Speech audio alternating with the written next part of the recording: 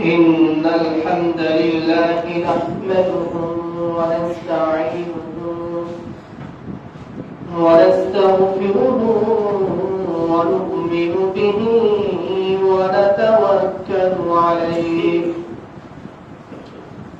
ونعوذ بالله من شرور أنفسنا ومن سيئات أعمالنا من يهده الله فلا مضل له ومن يضلله فلا هادي له ونشهد أن لا إله إلا الله وحده لا شريك له ونشهد أن سيدنا وسندنا وحبيبنا وطبيب قلوبنا ومولانا محمدا عبده ورسوله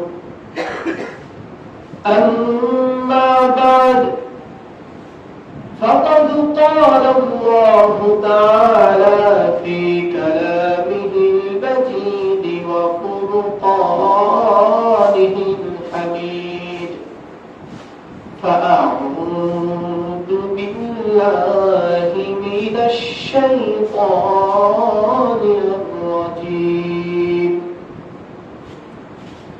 بسم الله الرحمن الرحيم يا أيها الذين آمنوا ادخلوا في السلم كافة ولا تتبعوا خطوات الشيطان إنه لكم عدو مبين وقال النبي صلى الله عليه وسلم كلكم راع وكلكم مسؤول عن رعيته أو كما قال عليه الصلاة والسلام آمنت بالله صدق الله مولانا العظيم وصدق رسوله النبي الكريم ونحن على ذلك من الشاهدين والشاكرين والحمد لله رب العالمين وقال تعالى في شان حبيبه ومحبوبه إن الله وملائكته يصلون على النبي يا أيها الذين آمنوا صلوا عليه وسلموا تسليما اللهم صل على محمد وعلى آل محمد كما صليت على إبراهيم وعلى آل إبراهيم إنك حميد مجيد اللهم بارك على محمد وعلى آل محمد كما باركت على إبراهيم وعلى آل إبراهيم إنك حميد مجيد মহারব্বে করিমের আলী সন্ধ্যাবারে লাখো কোটি বার শুকরিয়া জ্ঞাপন করছি অনবশিরে সুজুদ পেশ করছি যে মহারব্বুল ইজ্জত জাল্লা শান আমাদেরকে তার পবিত্র ইবাদত জুমার নামাজ পালনার্থে তার কাছে পৃথিবীর সবচেয়ে প্রিয় শ্রেষ্ঠতম জায়গা মসজিদে আসার ও বসার সুযোগ করে দিয়েছেন, আমাদেরকে সুস্বাস্থ্য দান করেছেন, সমাজের সকল প্রতিকূল পরিবেশ অবস্থা থেকে আমাদেরকে রক্ষা করেছেন, আমাদেরকে যাবতীয় বিপদ আপদ বালা মুসিবত থেকে হেফাজত করেছেন, নিজ কৃপা অনুগ্রহে তার ইবাদতের জন্য মনোনীত করেছেন, কবুল করেছেন। সেজন্য সকলে অন্তর খুলে বলে আলহামদুলিল্লাহ। প্রিয় সুধী, আজ 9 শাওয়াল 1445 হিজরি সন, 6 বৈশাখ 1431 বঙ্গাব্দ ও 19 এপ্রিল 2024 খ্রিস্টাব্দ। আজকে যে আয়াতে কারিমা তেলাওয়াত করেছি ও হাদিস শরীফ পাঠ করেছি, এই আয়াতে কারিমা ও হাদিসের উপরে সময়ের সংক্ষিপ্ত পরিসরে গুরুত্বপূর্ণ আলোচনা হবে। ওয়া তাওফীকি ইল্লা বিল্লাহ। প্রিয় সুধী, আল্লাহ রাব্বুল ইজ্জত আমাদেরকে তিনি এমন একটি ধর্মের অনুসারী হিসাবে এই পৃথিবীতে প্রেরণ করেছেন, আমাদেরকে এমন একজন নবীর অনুসারী হয়ে এই পৃথিবীতে আগমনের সুযোগ দান করেছেন, আমাদেরকে এমন একটি ধর্মে দীক্ষিত করেছেন যে ধর্মটি সার্বজনীন এবং কিয়ামত পর্যন্ত প্রতিটা মানুষের জীবনের সকল চাহিদা, প্রতিটা মানুষের জীবনের সকল ক্ষেত্রেই এই ধর্মের বিচরণ, এই ধর্মের সকল কিছু বিধিবিধান সবকিছু বিদ্যমান রয়েছে। এবং কিয়ামত পর্যন্ত আমাদের জীবনের যত শাখা আছে, আমাদের জীবনের যতগুলো অঙ্গন আছে, ব্যক্তি জীবন, পারিবারিক জীবন, সামাজিক জীবন, রাষ্ট্রীয় জীবন, আন্তর্জাতিক জীবন, আমরা মানুষ হিসাবে পৃথিবীতে সুন্দরভাবে বসবাসের জন্য আমাদের যা কিছু প্রয়োজন সব কিছু আমাদের এই ধর্মের ভিতরে আছে। আলহামদুলিল্লাহ। পৃথিবীতে অনেক ধর্ম আছে, যে ধর্মের কাজই শুধু উৎসব, আনন্দ। বছরের কয়েকটি দিন আনন্দ উৎসব করলেই তাদের ধর্মকর্ম হয়ে যায়। আবার কিছু কিছু ধর্ম আছে সপ্তাহে একদিন ইবাদত করতে হয়। কিছু কিছু ধর্ম আছে 12 মাসে 13টি পূজা করতে হয়। এভাবে প্রতিটা ধর্মেই আপনি দেখবেন স্বল্প কিছু সংখ্যক কাজ, কিছু সংখ্যক বিষয় মানুষের জীবনের সেই ধর্মতে পাওয়া যায়।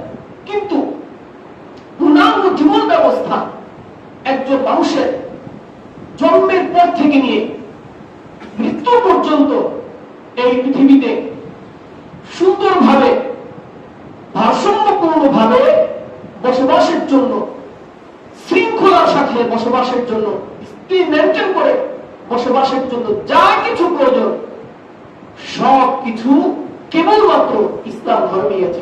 আলহামদুলিল্লাহ।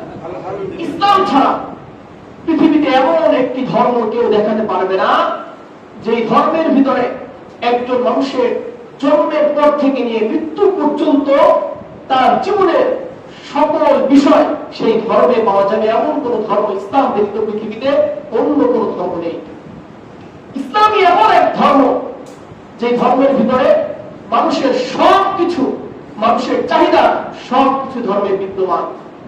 ইসলাম ইজ দ্য কমপ্লিট পুরো লাইফ। মানুষের জীবনের যা কিছু দরকার সবকিছু কোথায় আছে বলে বলি? ইসলাম ধর্মে আছে। আপনি জন্মের পরে, আপনার পৃথিবীতে আগমনের পরে, আপনি ভূমিষ্ঠ হওয়ার পরে আপনার জন্য কি করতে হবে? আপনার নাম রাখতে হবে, নাকি মাথার চুল চিচি ফেলতে হবে, নাকি আপনার জন্য কি করতে হবে? এই সব কিছু কোন ধর্মে আছে বলে বলি? ইসলাম আছে। এরপরে আপনি আপনার শিশু জীবন, শৈশব পার করার পরে আপনি কৈশোরে কি করবেন? আপনার জন্য শরীয়তের বিধান কেমন হবে? আপনার যৌবন, যখন যৌবনে আপনি পদার্পণ করবেন, যৌবনে আপনি কিভাবে আপনার জীবন অতিবাহিত করবেন, এই সব কিছু ইসলামে পাবেন। আপনি ব্যবসা করছেন, ব্যবসার নীতি ইসলামে আছে না? এই জন্য বলি যদি কেউ চাকরি করে, চাকরির জন্য নীতি ইসলামে আছে না নাই? যদি কোনো ব্যক্তি কোর্ট কাছারি আদালত পরিচালনা করে, আদালত পরিচালনার জন্য বিধান, আদালত পরিচালনা কর্মবিধি ইসলামে আছে না নাই? এভাবে আপনি যা করবেন এমন কোনো কিছু নেই। আপনি মেডিকেল সায়েন্স বলেন, সেখানেও অস্ত্রোপচারের ক্ষেত্রে আপনার কেমন সতর্কতা অবলম্বন করতে হবে, আপনি একজন রোগীকে কিভাবে অপারেশন করতে পারেন, অস্ত্রোপচার করতে পারেন, সেই বিধানও ইসলামে আছে। এক কথায় আপনার সবকিছু, ইভেন আমাদের যে বিনোদন, এন্টারটেইনমেন্ট, আপনার বিনোদন সম্পর্কে ইসলামে বিধান আছে। আপনি ড্রেস আপ, পোশাক পরিচ্ছদ, আপনি কেমন পোশাক পরবেন, পোশাকের ধরন কেমন হবে, সেই সম্পর্কে ইসলামে আল্লাহ রাব্বুল ইজ্জত আমাদেরকে জানিয়ে দিয়েছেন। এমনি ভাবে আপনি শৌচাগারে কিভাবে প্রবেশ করবেন, শৌচাগারে প্রবেশের পরে, টয়লেটে প্রবেশের পরে আপনার মলমূত্র ত্যাগ করার পদ্ধতি কেমন হবে, সেটাও ইসলাম আছে। সুবহানাল্লাহ। এজন্য ইসলাম হচ্ছে কেবলমাত্র একমাত্র জীবন ব্যবস্থা, জীবন বিধান। এটা শুধু নিছক ধর্ম না। আমরা শুধু ইসলামকে ধর্ম মনে করতে পারি না, বরং ইসলাম ধর্ম তো স্বাভাবিকই।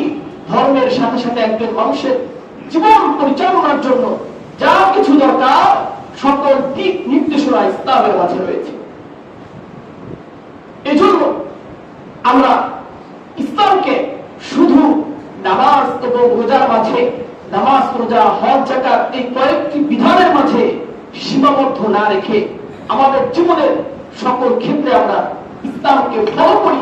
আমাদের জীবনের সকল ক্ষেত্রে যদি আমরা ইসলামকে ফলো করতে পারি, অনুসরণ করতে পারি, তাহলেই আমরা পৃথিবী, এই জাগতিক দুনিয়া এবং উখরবি পরবর্তীকাল আমরা উভয় জগতই সাকসেসফুল, সাফল্য অর্জন করতে পারব। আমরা যদি শুধু অন্যান্য ধর্মের মতো কয়েকটি রীতি কালচারের মাঝে যদি ইসলামকে সীমাবদ্ধ করে ফেলি, তাহলে আমাদের দুনিয়াও বরবাদ হবে, আখিরাত তো বরবাদ হবেই হবে। এজন্য আমাদেরকে শুধু অন্যান্য ধর্মের মতো ইসলামকে কয়েকটি রীতিনীতির ভিতরে আবদ্ধ করে রাখা যাবে না। আমরা তো বিশেষ করে ইয়াং জেনারেশন যারা আছে, তারা তো মনে করে ধর্ম মানি, ইসলাম মানি কি নামাজ, ইসলাম মানি কি নামাজ, রোজা, হজ, যাকাত, এই কয়েকটি বিধানের ক্ষেত্রে কি করা যাবে, ইসলাম হওয়া যাবে। এই কয়েকটি বিধান ছাড়া, কয়েকটি বিষয় ছাড়া ইসলাম মানার কোনো প্রয়োজন নেই, কিংবা অনেকে মনে করি অন্যান্য বিষয়ের ক্ষেত্রে ইসলামের কোনো দিক নির্দেশনাই নেই। আমাদের অবস্থা এমন দাঁড়িয়েছে, ইসলামকে আজকে আমরা মসজিদের ভিতরে, মাদ্রাসার ভিতরে আবদ্ধ করে রেখেছি। এজন্য এই সুযোগ শয়তান নিয়ে, শয়তান আমাদেরকে পথভ্রষ্ট করেছে, আমাদের মস্তিষ্ক বিকৃত করে ফেলেছে, আমাদের রুচি, আমাদের চাহিদা, আমাদের স্বাভাবিক স্বভাব সবকিছু উলটপালট করে দিয়েছে, সবকিছু নষ্ট করে দিয়েছে। চিন্তা চেতনা সবকিছুতে শয়তান প্রবেশ করে আমরা ইসলামকে সবকিছু থেকে মাইনাস করার কারণে শয়তান আমাদেরকে সকল ক্ষেত্রে দখল করে নিয়েছে এবং আমাদের রুচি, আদর্শ, আমাদের সবকিছু ধ্বংস করে দিয়েছে। এজন্য আল্লাহ রাব্বুল ইজ্জত এই বিষয়গুলো আগেই জানতেন যে আমাদের কি করতে হবে আর কি ছাড়তে হবে, আমাদের এই দুনিয়াতে কিভাবে জীবন যাপন করতে হবে। এজন্য আল্লাহ রাব্বুল ইজ্জত আমাদেরকে আগেই দিক নির্দেশনা দিয়েছেন যে তোমরা যারা নিজেদেরকে মুমিন দাবি করো, যারা নিজেদেরকে মুসলিম দাবি করো, শুধু দাবিতে সীমাবদ্ধ থাকলেই হবে না, তোমাদের নিজেদেরকে তোমাদের জীবনের সকল ক্ষেত্রে ইসলামকে পরিপূর্ণ অনুসরণ করতে হবে। ইসলামের মাঝে তোমাদের পরিপূর্ণ দীক্ষিত হতে হবে, ইসলামে পূর্ণাঙ্গরূপে প্রবেশ করতে হবে। শুধু নামাজ নিয়ে থাকবে, শুধু রোজা নিয়ে থাকবে, শুধু হজ নিয়ে থাকবে, এতটুকুর ভিতরে সীমাবদ্ধ থাকলে চলবে না, বরং তোমার জীবনের সকল ক্ষেত্রে তোমাকে পূর্ণাঙ্গরূপে ইসলামে দীক্ষিত হতে হবে। আল্লাহ রাব্বুল ইজ্জত এ সম্পর্কে সূরাতুল বাকারা 2 নম্বর পারা, সূরাতুল বাকারা 208 নম্বর আয়াতে বলেন, ইয়া আইয়ুহাল্লাযীনা আমানু দুখুলু ফিস সিলমি কাফা ওয়া লা তাত্তাবিউ খুতুওয়াতিশ শাইতান ইন্নাহু লাকুম আদুউম মুবিন।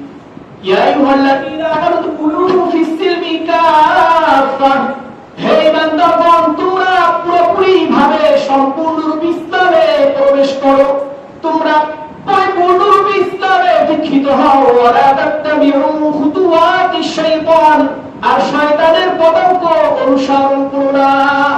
ওয়ালা তাত্তাবিউ খুতুওয়াতিশ শাইতান, শয়তানের পদাঙ্ক অনুসরণ করো না, শয়তানের আদর্শ অনুসরণ করো না, শয়তানের যে সকল জিনিস বিষয়গুলো আছে তোমরা এগুলোকে নিত্যের গা ভাসিয়ে দিও না। তোমরা মনে রেখো, ইন্না শাইতানা লাকুম আদুউম মুবিন, শয়তান তোমাদের প্রকাশ্য শত্রু। এজন্য আমাদেরকে পূর্ণাঙ্গ ইসলামে দীক্ষিত হতে হবে, শয়তানের পদাঙ্ক অনুসরণ করা যাবে না।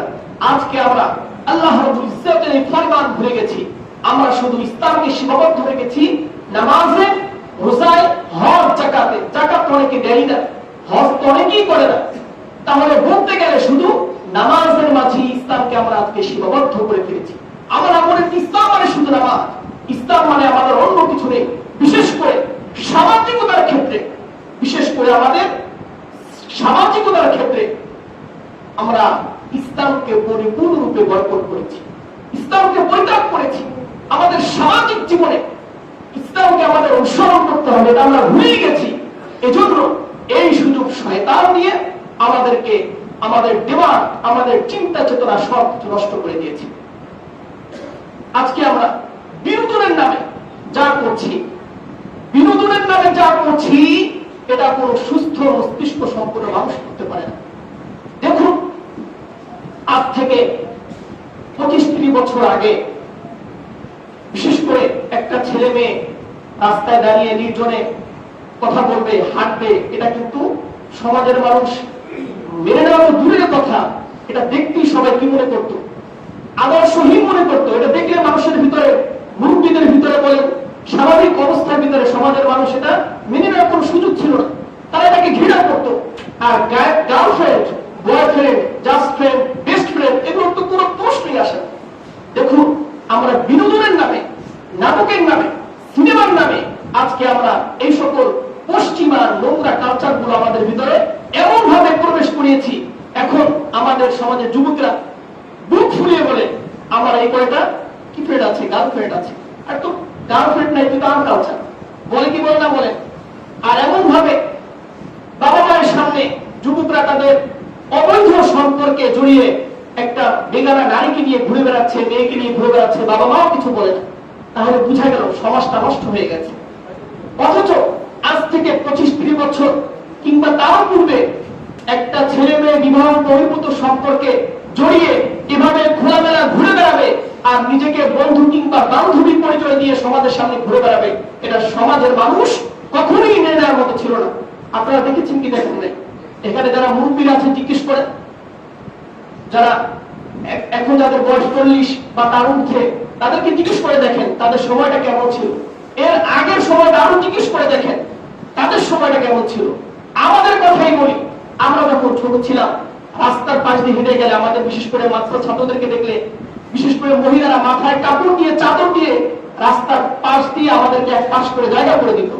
হুজুর আসছে, তারা লজ্জাবোধ করতো। কিন্তু সমাজটা এতটাই নষ্ট হয়েছে, এখন হুজুর যাক, অন্য কোনো ব্যক্তি যাক, পারলে একটা ধাক্কা দিয়ে চলে যাবে, জায়গাটা দূরের কথা। তাহলে এই সমাজটা নষ্ট কেন হয়েছে? আমরা সামাজিকতার ক্ষেত্রে ইসলামকে বর্জন করেছি, সামাজিকতার ক্ষেত্রে আমরা পশ্চিমা কালচার গ্রহণ করেছি।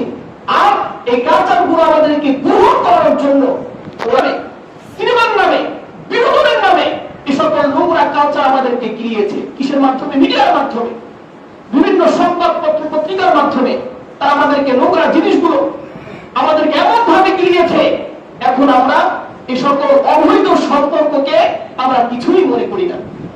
এ সকল অবৈধ সম্পর্ককে আমরা কিছুই মনে করি না।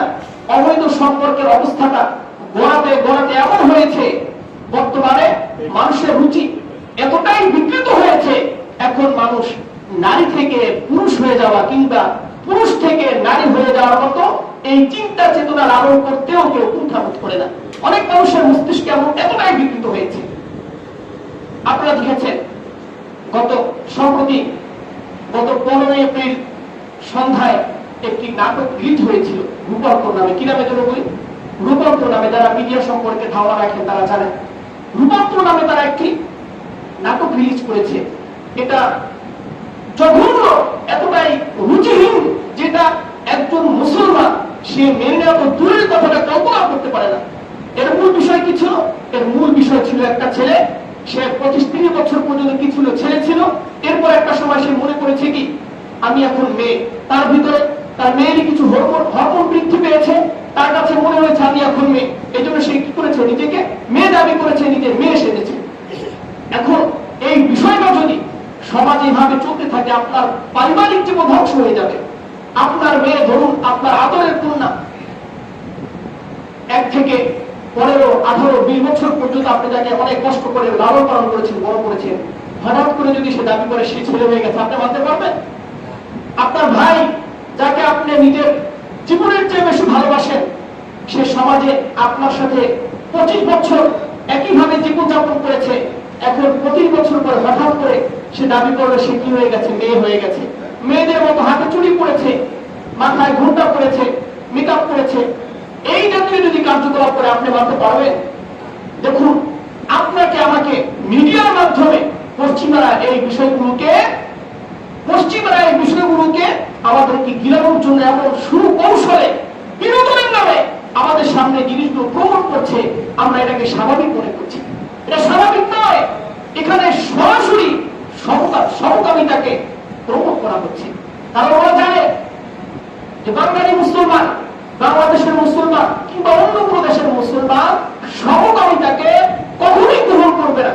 এই জন্য সমকামিতাকে ওই শব্দে ব্যবহার না করে তারা কি করছে, ট্রান্সজেন্ডার শব্দ ব্যবহার করছে, রূপান্তর শব্দ ব্যবহার করছে, আর এগুলো করাচ্ছে আমাদের সুশীল সমাজের কিছু লোকদেরকে মাইল হাতে দিয়ে মিডিয়ার সামনে বসিয়ে তাদের কিছু, আমরা যাদেরকে বর্তমানে আমাদের সমাজের ফেমাস অথবা অনেকে যাদেরকে তথাকথিত আইকন মনে করে এমন ব্যক্তি দিয়ে বিষয়গুলো প্রমোট করাচ্ছে, আর এগুলো আমাদের সামনে বারবার প্রচার করা হচ্ছে।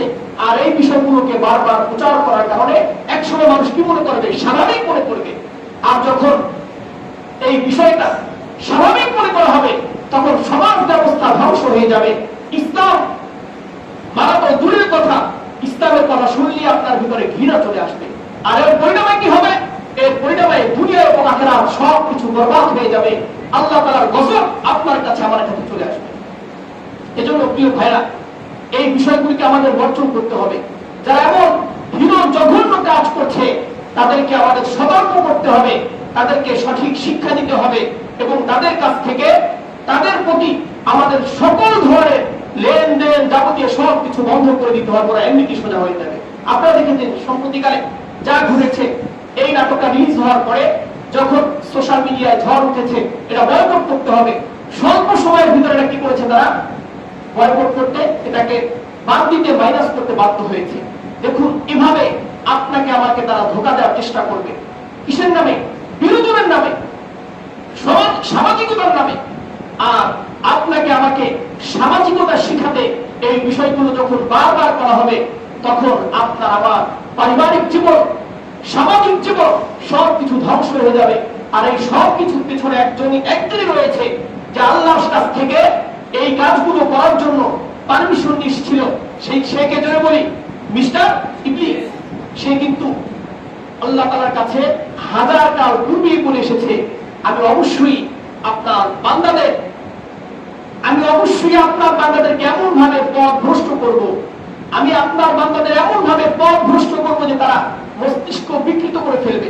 তারা এতটাই বিকৃত হয়ে যাবে যে তারা কোনটা ভালো কোনটা খারাপ এটা তারা নিজেরা নির্ণয় করতে পারবে না। এজন্য আপনাকে আমাকে ইসলাম সার্বজনীন, ইসলামকে সমাজের সকল ক্ষেত্র অনুসরণ করতে হবে। বিনোদন কতটুকু ইসলাম বৈধ রেখেছে আপনাকে জানতে হবে। আপনাকে সহজে আনন্দ ফুর্তি করতে হবে। আপনাকে জানতে হবে খেলাধুলা আপনার জন্য কতটুকু করা বৈধ, আপনাকে তেমনই করতে হবে। আপনাকে জানতে হবে লেখাপড়া করার ক্ষেত্রে, স্টাডি করার ক্ষেত্রে ইসলামের নীতিমালা কি রয়েছে, আপনাকে সেভাবে করতে হবে। আপনার বিয়ে শাদী বলেন, অন্যান্য অনুষ্ঠান বলেন, সবকিছুর ক্ষেত্রে ইসলামের যে নীতিমালা আছে, এই নীতিমালাগুলো যখন আমরা অনুসরণ করবো, তখন শয়তান আমাদেরকে ধোঁকা দিতে পারবে না। আর যদি আমরা ইসলামে পরিপূর্ণরূপে দীক্ষিত না হই, ইসলামকে পরিপূর্ণরূপে আমরা ফলো না করি, জীবনের সকল ক্ষেত্রে ইসলামকে অনুসরণ না করি, তখন শয়তান আমাদেরকে প্রেরণ করবে। শয়তান আমাদেরকে টার্গেট করবে, শয়তান আমাদেরকে এমন ভাবে পাকড়াও করবে, কোনটা ভালো কোনটা মন্দ আপনি আমি কল্পনাও করতে পারবো না, এবং নিজেদের দুনিয়া আখিরাত সব কিছু বরবাদ করে ফেলবো। আল্লাহ রাব্বুল ইজ্জত শয়তানের এই কথাগুলোকে পবিত্র কালামুল্লাহ শরীফে আল্লাহ তাআলা ইরশাদ করেন সূরা নিসার মাঝে 118-19 নম্বর আয়াতে আল্লাহ তাআলা বলেন, লা'নাহুল্লাহ ওয়া ক্বালা লা'আত্তাখিযান্না মিন ইবাদিকা নাসীবাম মাফরুদা।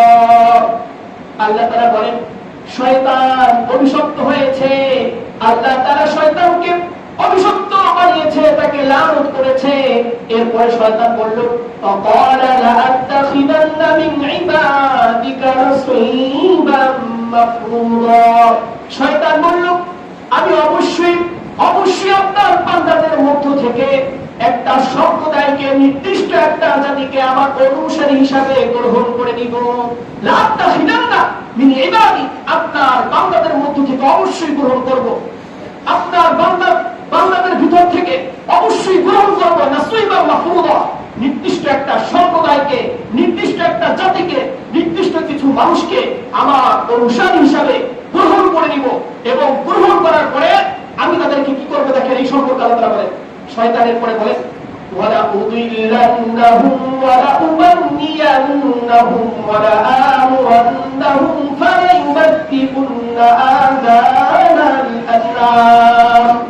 ওয়ালা উদিল্লান্নাহুম, আমি অবশ্যই তাদেরকে পথভ্রষ্ট করব, আমি অবশ্যই তাদেরকে সত্য পথ থেকে বিচ্যুত করব, আমি অবশ্যই তাদেরকে গোমরাহ করে ফেলবো। ওয়ালা উদিল্লান্নাহুম ওয়ালা উমান্নিয়ান্নাহুম, এবং আমি তাদেরকে মিথ্যা আশা ভরসা দিব।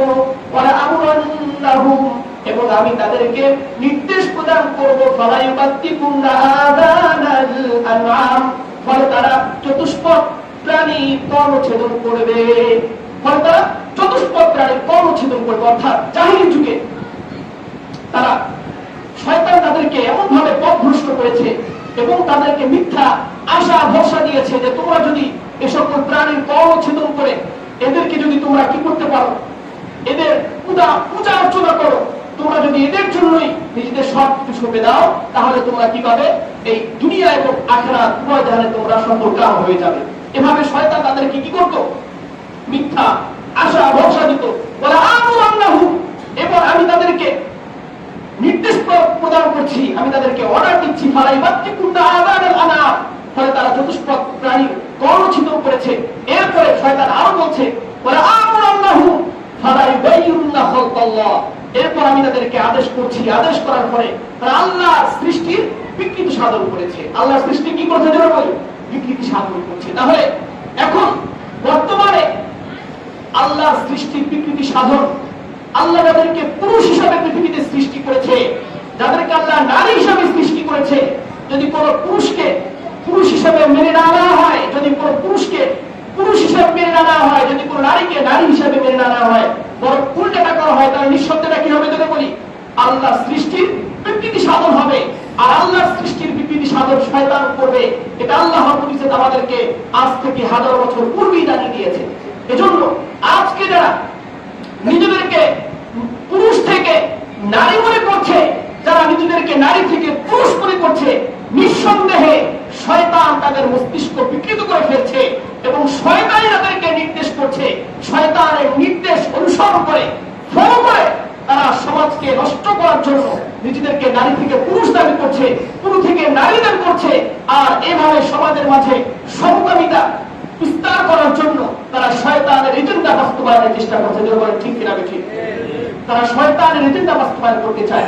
যদি একজন ধরুন যে পুরুষ ছিল, যে আমাদের পুরুষ ছিল, এরপরে যে সে কি করে, নিজেকে নারী দাবি করে, এরপর অস্ত্রোপচারের মাধ্যমে তার লিঙ্গ পরিবর্তন করে, লিঙ্গ পরিবর্তন ঘটায়, এরপরে পুরুষটা নারী হয়ে গেল।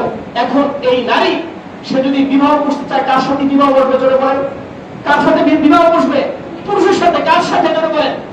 পুরুষের সাথে বিবাহ বসবে। তাহলে সে আমাদের কি ছিল? পুরুষ ছিল। বিবাহ হচ্ছে কার সাথে? পুরুষের সাথে। তাহলে পুরুষের সাথে পুরুষের বিবাহ জোরে বলেন কি? এটা কি সমকাম কিনা জোরে বলেন? সমলিঙ্গ কিনা? পুরুষের সাথে পুরুষের বিবাহ কি? সমলিঙ্গের বিবাহ। আর সমলিঙ্গের বিবাহ মানে কি? না সমকামিতা। এরপরে অনেকে মনে করতে পারে অস্ত্রোপচারের মাধ্যমে সে তো নারী হয়ে গেছে। মেডিকেল সায়েন্স পৃথিবীতে এমন কোনো কিছু এখনো আবিষ্কার হয়নি এবং কেমন পর্যন্ত আবিষ্কার করা সম্ভব না যে একজন পুরুষকে নারী করতে পারে। একজন পুরুষ কখনই নারী হওয়া সম্ভব না।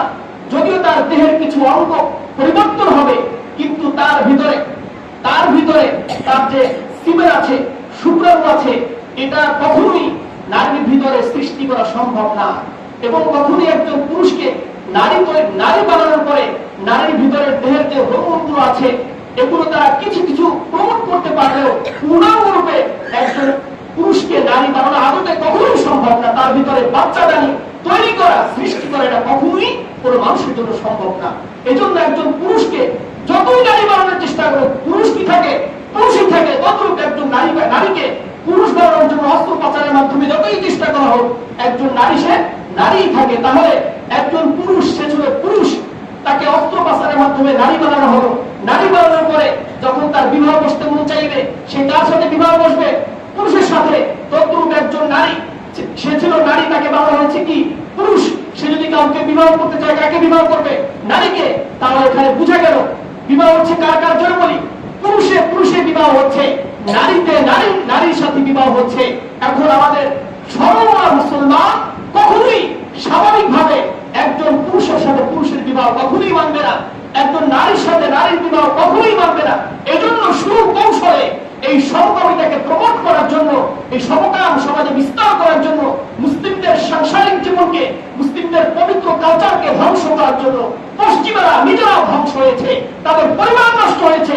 এখন বর্তমানে তারা মুসলিমদেরকেও এভাবে আধুনিক মোড়কে ধ্বংস করার জন্য উঠে পড়ে গেছে, শয়তানের এজেন্ডা বাস্তবায়ন করার জন্য। আমরা বলতে চাই, যতদিন পর্যন্ত বাংলার জমিনে মুসলমান থাকবে, মুসলমানের শরীরে এক ফোঁটা রক্ত অবশেষ থাকবে, এক ফোঁটা রক্তবিন্দু থাকবে, ততদিন পর্যন্ত তাদের এই বাস্তবায়ন, তাদের এই কর্মপন্থা, তাদের এই বিকৃত যৌনতা, তাদের এই বিকৃত মন মানসিকতা, তাদের এই বিকৃত লালসা কখনই বাংলার মুসলমান মেয়েরা চিনে বলে ঠিক কিনা? প্রিয় মুসলমান ভাই, আপনাকে বুঝতে হবে তারা কত সুকৌশলে আপনারা পরিবার ধ্বংস করছে।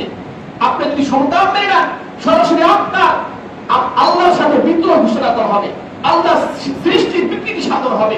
আর আল্লাহর সৃষ্টির বিকৃতি সাধন হলে আমরা মনে করছি আল্লাহর গজব আসবে না। আল্লাহর গজব এমন ভাবে আসবে, আপনি আমি পীর সাহেব বলেন, ওই বলেন, খারাপ বলেন, ভালো বলেন, সবাই সকলে ধ্বংস হবে। আল্লাহ তখন কাউকে ছাড় দিয়ে ছেড়ে দিয়ে বিচার করবেন না। এজন্য আসুন, আপনাকে আমাকে আল্লাহর গজব থেকে, আল্লাহর শাস্তি থেকে বাঁচার জন্য হলেও আপনাকে আমাকে সচেতন থাকতে হবে। এরপরে বিনোদনের নামে যা কিছু করা হচ্ছে, সামাজিকতার নামে যা কিছু করা হচ্ছে, ইসলামে আদতে এর কোনো হদিসই খুঁজে পাওয়া যায়। এরপরে পহেলা বৈশাখে যা হচ্ছে, যদিও পহেলা বৈশাখ এটা ইসলামিক পঞ্জিকার সাথে মিলেই সম্রাট আকবরের আমলে মুসলমানদের কৃষি ব্যবস্থা উন্নতির জন্য, ব্যবসায়ীদের ব্যবসার হিসাব নিকাশ সুন্দরভাবে সুচারুভাবে রাখার জন্য মূলত বাংলা নববর্ষের উৎপত্তি করা হয়, বাংলা নববর্ষের উৎপাদন করা হয়, বাংলা নববর্ষের ক্যালেন্ডার বর্ষ পঞ্জিকা তৈরি করা হয়। এরপরে শত শত বছর পার হয়ে গেছে, আমরা বর্তমানে পহেলা বৈশাখে যা দেখছি, আজ থেকে 50 বছর আগে বাংলার মুসলমানরা কল্পনাও করতে পারে না। বিশ্বাস না হয় মূর্তিদেরকে জিজ্ঞেস করে দেখুন, মঙ্গল শোভাযাত্রা আমার নামে কিছু হয়েছে, তারা এটা কখনো বলতেই পারবে না। মঙ্গল শোভাযাত্রা এটা বের হয়েছে 1989 সালে। কত সালে জন্য বলি? 1989 সালে। এখন পর্যন্ত 3 যুগ হয়নি, 3 দশক পার হয়েছে। ঢাকা ভার্সিটি চারুকলা বিভাগ থেকে সর্বপ্রথম 1989 সালে মঙ্গল শোভাযাত্রা, এটা শোভাযাত্রা বের করা হয়। এরপরে এটা আপডেট হতে হতে হতে হতে বর্তমান সমাজ এটা এমন একটা অবস্থায় দাঁড়িয়েছে, এটাকে মঙ্গল শোভাযাত্রা বলার কোনো সুযোগ নেই। এটা এখন এক ধরনের পূজা হয়ে গেছে। এটা পহেলা বৈশাখ নয়, বরং এটা বৈশাখী পূজায় রূপান্তরিত হয়েছে। যদি কোনো ব্যক্তি এই পহেলা বৈশাখে যদি কোনো মুসলমান গিয়ে সেখানে অংশগ্রহণ করে, নিঃসন্দেহে তার ঈমান নষ্ট হয়ে যাবে। কারণ সেখানে যেগুলো করা হচ্ছে পহেলা বৈশাখের মূল উদ্দেশ্যের সাথে এগুলোর কোনো মিল নেই। এটা সম্পূর্ণ হিন্দুয়ানি কালচার এবং একটা পূজায় রূপান্তরিত হয়েছে। এজন্য মুসলিম ভাইরা, আপনাকে আমাকে সজাগ থাকতে হবে। আপনার আমার ঈমান হরণের জন্য যা কিছু করা হচ্ছে সামাজিকতার নামে, আপনাকে আমাকে একজন মুসলিম হিসাবে আপনাকে আমাকে ইসলাম কি বলছে সেটাই ফলো করতে হবে। এই সকল নোংরা কালচার, এই সকল বিজাতীয় সংস্কৃতি আপনাকে আমাকে বর্জন করতে হবে। নতুবা আপনার আমার ভবিষ্যৎ খুবই অন্ধকার। আপনার আমার ভবিষ্যৎ প্রজন্ম তারা এমন অন্ধকারে হারিয়ে যাবে যে তাদেরকে মুসলিম হিসাবে, মুসলিম ঘরের সন্তান হিসাবে আপনি তাকে খুঁজে পাওয়াই আপনার জন্য মুশকিল হয়ে যাবে। পয়লা বৈশাখে কি করা হয়? মঙ্গল শোভাযাত্রা করা হয়। মঙ্গল শোভাযাত্রার অর্থ কি? মঙ্গল শোভাযাত্রার অর্থ কি যদি বলি ভাই, মঙ্গল শোভাযাত্রার অর্থ কি? সেখানে মঙ্গল কামনা করা হয়। মঙ্গল কামনা কার কাছে করবে? মূর্তির কাছে, পেঁচার কাছে, হনুমানের কাছে, বাঘের মুখোশের কাছে। ওইখানে যেগুলো করা হয়, এই বিভিন্ন হনুমান, পেঁচা, বাদুর, সিংহ, বাঘের মুখোশ বানিয়ে সেগুলোকে নিয়ে কি করা হয়? মঙ্গল শোভাযাত্রা করা হয়। মঙ্গল শোভাযাত্রা মানে মঙ্গল কামনা করে শোভাযাত্রা করা হয়। মঙ্গল দেওয়ার মালিককে জোর করি। তাহলে যদি আপনি পেঁচা হনুমানের কাছে মঙ্গল চান, মঙ্গল আসবে তখন? মঙ্গল তো আসবে না, বড় বড় গজব চলে আসবে। এজন্য মঙ্গল চাওয়ার জন্য আপনাকে আমাকে ইসলামে আসতে হবে। কারণ ইসলামে তো আপনাকে আমাকে মঙ্গলের জন্য ডাকা হয়েছে। আযানের ভিতরে প্রতিদিন 5 ওয়াক্ত আপনাকে ডাকা হয়। হাইয়া আলাস সালাহ, কি ডাকা হয় জোরে বলেন? হাইয়া আলাস সালাহ, নামাজের দিকে আসো। হাইয়া আলাল ফালাহ, কল্যাণের দিকে আসো। আপনাকে তো কল্যাণের জন্য আপনাকে আহ্বান করা হচ্ছে নামাজ পড়তে। আপনি যখন নামাজ পড়বেন আপনাকে অটোমেটিক আল্লাহর পক্ষ থেকে কল্যাণ দান করা হবে। মঙ্গলের জন্য আপনাকে প্রতিদিন 5 ওয়াক্ত ডাকা হচ্ছে যে নামাজের মাধ্যমে আপনার আমার মঙ্গল সাধিত হবে, কল্যাণ সাধিত হবে নামাজের মাধ্যমে। আজকে আপনি আমি যদি নামাজ পরিত্যাগ করে সঠিক আসলে যেটা মঙ্গল ছিল সেটাকে পরিত্যাগ করে আজকে আপনি আমি যদি বাঘ, সিংহ, হনুমানের মুখোশের দিকে দৌড়াই, তাহলে মঙ্গল তো আসবেই না, বরং আপনার ঈমান আমার ঈমান নষ্ট হয়ে আপনার প্রতি আমার প্রতি আল্লাহর গজব চলে আসবে, আল্লাহর ক্রোধ চলে আসবে। এজন্য আসুন আপনি আমি এই সকল বিজাতীয় কালচার বর্জন করি, এই সকল বিজাতীয় কালচার বর্জন করে সার্বজনীন ইসলামকে আপনি আমি ফলো করি। ইসলাম এটা এমন ধর্ম, এটা ইসলামের শুরু থেকে নিয়ে কিয়ামত পর্যন্ত ইসলামের প্রতিটা বিধানই মানুষের জন্য প্রযোজ্য। প্রতিটা বিধানই একজন মুসলিম হিসাবে, প্রতিটা বিধানই একজন মানুষ হিসাবে যদি কোনো ব্যক্তি ফলো করে তাহলে সে উভয় জাহানি কল্যাণ, উভয় জাহানি মুক্তি পাবে, উভয় জাহানি সাকসেস হতে পারবে, উভয় জাহানি সফল কাম হতে পারবে। ইসলামকে মাইনাস করে অন্য কোনো মতবাদ, মন্ত্রতন্ত্র আপনি যদি মানতে চান, দেখবেন ইসলামের শুরু থেকে এই পর্যন্ত কত মন্ত্র, কত মতবাদ আসলো আর গেল, ইসলাম কিন্তু আগের মতোই রয়ে গেছে কিনা জোরে বলে। এবং কিয়ামত পর্যন্ত ইসলামের জায়গায় থাকবে, কারণ এটা হচ্ছে সার্বজনীন জীবন ব্যবস্থা। ইসলাম ছাড়া যেগুলো আছে ব্যক্তি বিশেষের মতবাদ, এগুলো কখনোই সার্বজনীন নয় এবং এগুলোর মাধ্যমে কখনোই মানুষের মূলত সার্বিকভাবে মানুষের জন্য কখনোই মঙ্গল বয়ে আনতে পারবে না। এই জন্য আসুন আপনি আমি ইসলামকে পূর্ণাঙ্গরূপে ফলো করি, ইসলামকে অনুসরণ করি, ইসলাম ছাড়া বাকি যে মতবাদ আছে সেগুলোকে বর্জন করি, ইসলামের ভিতরে পরিপূর্ণভাবে দীক্ষিত হই। তবেই আপনার আমার সফলতা তবেই আল্লাহ রাব্বুল ইজ্জতের পক্ষ থেকে আসবে ইনশাআল্লাহ। তাই আসুন আমরা সকল ধরনের বিজাতীয় কালচার বাদ দিয়ে ইসলামে পরিপূর্ণরূপে দীক্ষিত হই। একজন মুসলিম হিসাবে আমাদের যেগুলো করণীয় সেগুলো গ্রহণ করি, যেগুলো বর্জনীয় সেগুলো বর্জন করি। আল্লাহ তাআলা আপনাকে আমাকে সকলকে আমল করার তৌফিক দান করেন। ওয়া আখিরু দাওয়ানা আলহামদুলিল্লাহি রাব্বিল আলামিন।